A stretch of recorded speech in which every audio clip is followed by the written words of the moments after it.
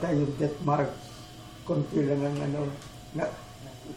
ang nakarating sa kapas. Mga ibang nagmamarcha kasi doon gusto na rin nila mamatay sa hirap na nga. Pupugas sila kunwari sa daan. Pag nakita sila ng hapon, binabadil na lang sila. Gusto na nilang mamatay. Maraming parang nagpakamatay na rin na membro ng army na Pilipino at saka Amerikano na patayin na lang sila dahil hindi na nila matiis yung gutom at saka yung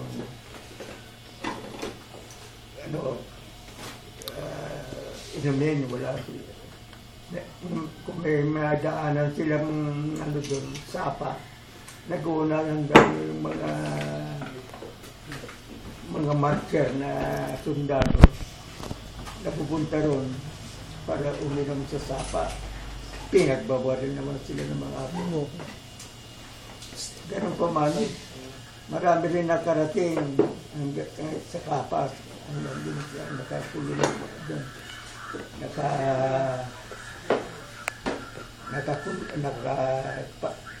Nakapalibot sila sa mga parang koral ng ng mga hayop. Doon mga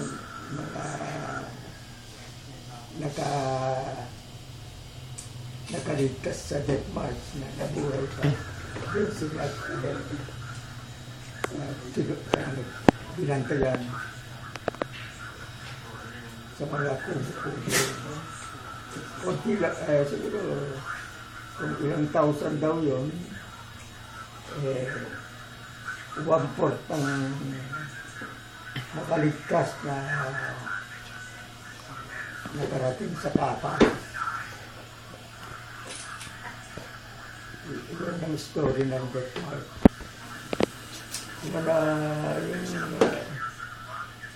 Marami rin nakaligtas na nagkakapas na nakapuga dahil mas marami naman ng ang mga prisoner kaysa yung mga bantay na kapuga. Hanggang doon nag-isip, marami rin yung namatay doon. Paano po kayo nakaligtas doon? Ako hindi kasama doon. Sibilyo tayo.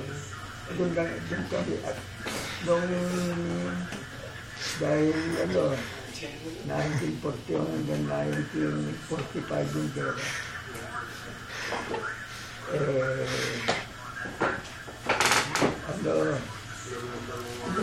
Isang 1942 yata yung 42. Lumikas kami. Meron yung katulad nito summer na yung nakakala natin bihira ang bagyo.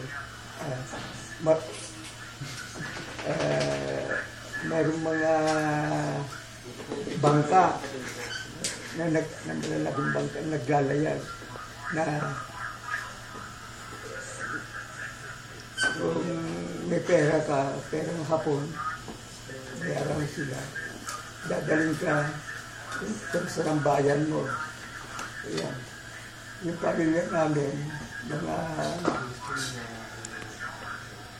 6 kami, kasama ko yung mga magulang ko. Sumama yun sa mga naglalayog na paraw na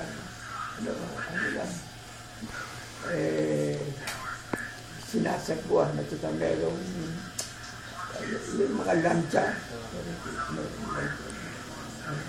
pero hindi lagi ginagamit yung motor ng lancha dahil maubusan ng gasolina. Kaya naglalayag lang sa yung sa ihip ng hangin, yung layag. Kaya nakarating kami, at kami nakarating hanggang sa Cagayan. Yun ang bayan na kapamanatan ko. Yung pamilya na kami rin. Siguro, mga isang buwan kami sa dagat, sa laot. Ano yun? Summer yun, kaya walang bagyo na panahon na yun. Hindi ko makalayan kung meron mga bagyo. Marami rin ganon na nahagip ng mga meron din mga tarantado nga po na ano ayaw nila na umalis ng paalis-alis ang mga Pilipino. Meron din mga pinalulubog na hapon ng mga ganon naglalag. Kaya swertehan lang pagka hindi ka nakita ng mga lansya ng mga hapon. Ayan, nakarating kami yun sa Cagayan, sa paglalayag. Inaabot kami ng 3 linggo sa dagat. Dapat itiisan mo doon ng walang tubig dahil maalat naman yung dagat at saka pagkain.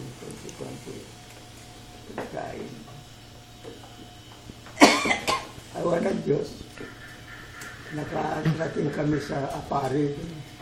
Yun din kami, halos,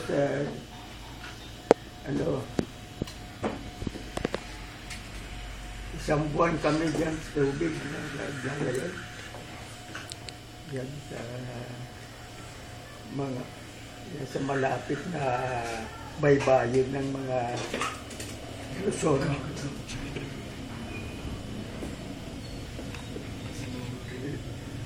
Mas madalas kami tuluyan layag namin sa dagat kung gabi. Yan meron mga salbahe ako. Doon, noong 1942,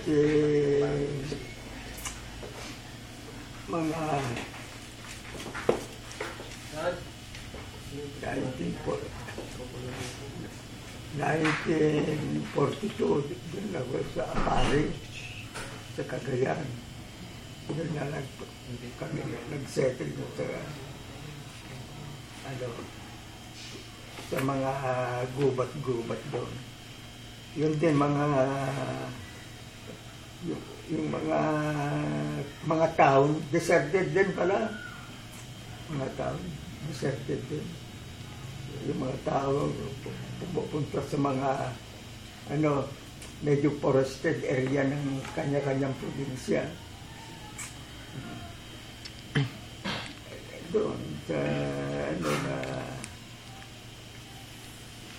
kung medyo mga merong mga bayan naman doon na malayo sa mga kampo ng mga Hapon. Tatanim, gabi, kapote, mga nabubuhay yan, kami yan.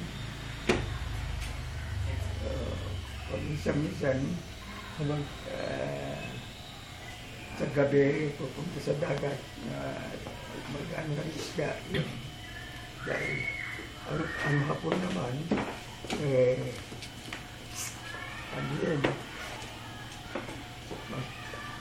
masipag sa nagmamanman na sa mga kalaban nila dahil doon ang mga Pinoy doon, sa mga Pinoy, nagtayo ng mga girilya na pagka meron mga settlement na Hapon na isang company lang sila, nilulusog sila ng girilya. Pero mga hapon naman ay lagong nagalit. Ah, yung mga taon na maliban dyan sa Pampanga, dyan sa Pampanga, dyan ang ano,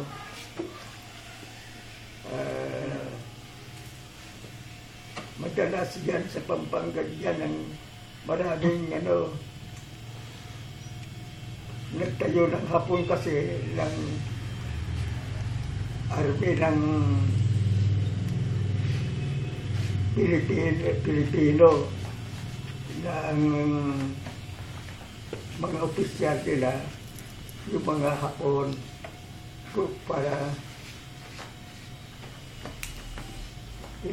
yung Pilipinong itinayo ng mga hapon na nilalaban nila ngayon sa guerrilla. Kaya nagkaroon noon ng tinatawag na Bolo Men. Wala mang bihira naman ng magkaroon ng barilang Pilipino. Siyempre, itak ang kanilang ano. Siyempre, hindi tayo manalo. Maraming patay na Pilipino na nagtatayo rin sila ng kampo ng guerrilla. Pagka nataunan sila ng mga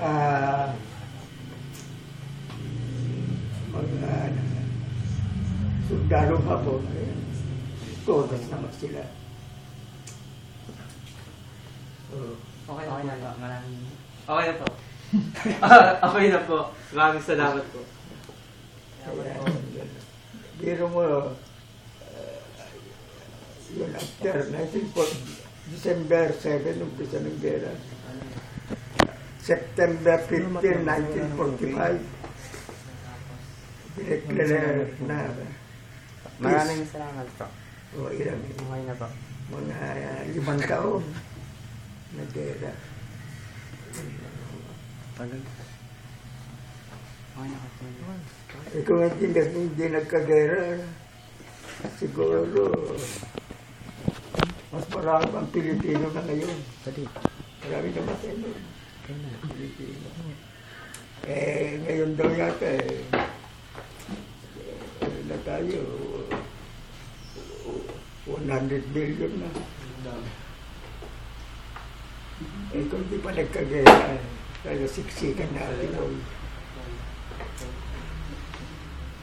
Tayo maraming salamat po sa oras. Maraming salamat po. Thank you po. Thank you po. Maraming salamat po. Maraming salamat po. Thank you po. Sa family ko noon,